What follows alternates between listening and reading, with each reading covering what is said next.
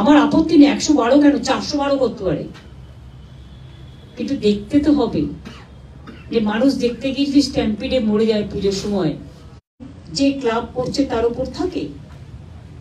দায়িত্বশীল হয়ে সবাই করুন, আমার কোনো আপত্তি নেই। আমরা চাই এমন কিছু করবেন না যাতে মানুষ কোন রকম ভাবে স্ট্যাম্পিড হয়। আপনি চান আপনার ওই মন্ত্রীরা, আপনার ওই সব ক্যাবিনেট মন্ত্রীরা, আপনার পছন্দের লোকেরাই শুধুমাত্র পুজো করবে, তাদের পুজোই সকলে দেখবে, আর কারো গ্রামের লোকের মানুষের, কারো গ্রামের প্রান্তিক মানুষ তাদের পুজো কেউ দেখবে না? তাদের পুজো করার অধিকার নেই? তাদের ভালো পুজো করার অধিকার নেই? কেন গ্রামের মানুষ বলে, তারা চাষি মানুষ বলে শুধুমাত্র দক্ষিণ কলকাতার কয়েকজন পুজো করবে? আপনার ক্যাবিনেট মন্ত্রীরা শুধুমাত্র পুজো করবে? কেন গ্রামের মানুষ বলে তাদের পুজো করার অধিকার নেই? তাদের বড় পুজো করার অধিকার নেই? ও শুধুমাত্র আপনার অধিকার রয়েছে, শুধু আপনার ক্যাবিনেট মন্ত্রীদের বড় বড় পুজো করার অধিকার রয়েছে। নদিয়ার একটি গ্রাম, তারা চাইছে যে গোটা গ্রামবাসী মিলে চেয়েছে যে বিশ্বের সব থেকে বৃহৎ দুর্গা প্রতিমা তারা তৈরি করবেন, এবং সেই দুর্গা প্রতিমা তৈরি করার জন্য স্থানীয় শিল্পীরাই উদ্যোগ নেন, এবং ওই অঞ্চলে ফাইবারের কাজ করা স্থানীয় শিল্পী, যিনি রাষ্ট্রপতি পুরস্কার প্রাপ্ত, সেরকম শিল্পীরা মিলেই, তারা স্থানীয় শিল্পী, তারা উদ্যোগ নেন যে আমরা বিশ্বের বৃহত্তম দুর্গা প্রতিমা তৈরি করব। সেই জন্য তারা আজ প্রায় 4-5 মাস ধরে তারা কাজ করে চলেছে, এবং যেহেতু 112 ফিট তার একসঙ্গে কাজ করা যায় না, তারা তারা তারা ভাগ ভাগ করে 10 ফিট 10 ফিট 10 ফিটের করে ভাগ করে একদম রীতিমতো প্ল্যান প্রোগ্রাম করে সমস্ত বিষয়টি তারা এতদিন ধরে কাজ করে আসছিল, এবং রীতিমতো ইলেকট্রিসিটি ডিপার্টমেন্টে তারা অ্যাপ্লিকেশন করেছেন, তারা কানেকশন দিয়েছেন, টেম্পোরারি কানেকশন সমস্ত কিছু দিয়েছেন।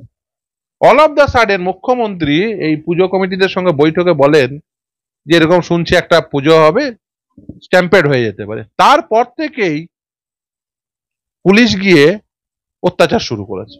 প্রথমে বলেছে মৌখিকভাবে বন্ধ করে দিতে হবে, পরবর্তীতে পুলিশ গিয়ে সেখানে বসে থেকে পিকেটিং করে বলছে ওই দুর্গা প্রতিমা তৈরি করতে দেবে না।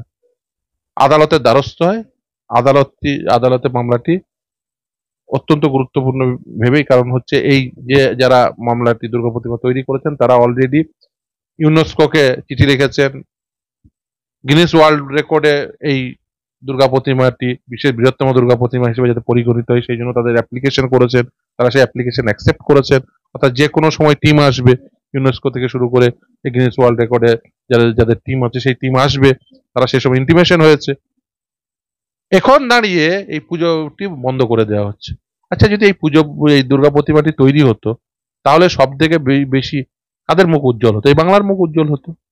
আসল উদ্দেশ্য হচ্ছে যে তৃণমূলের নেতারা পুজো করছে, লোকে তৃণমূলের নেতাদের পুজো দেখছে, এইটা প্রচার হতে হবে, এবং গ্রামের মানুষ, চাষি মানুষ, তাদের পুজো করার অধিকার নেই। তাদের পুজো ইউনেস্কো থেকে টিম এসে তাদের পুজো দেখবে, গ্রামের মানুষের পুজো দেখবে, এটা মমতা ব্যানার্জির পছন্দ নয়। অর্ডারটা কিন্তু স্টেট সাবজেক্ট। আচ্ছা আচ্ছা, বিশ্ব মানচিত্র তা আপনি মুখ্যমন্ত্রী রয়েছেন কিসের জন্য? ছেড়ে দিন। যেমন ওই গ্রামের মানুষেরা বিশ্বের সব থেকে বৃহত্তম দুর্গা প্রতিমা তৈরি করছেন, ওই গ্রামের কাউকে এসে বসিয়ে দিন, সে আইন শৃঙ্খলা। এবং শুধু তাই না, এই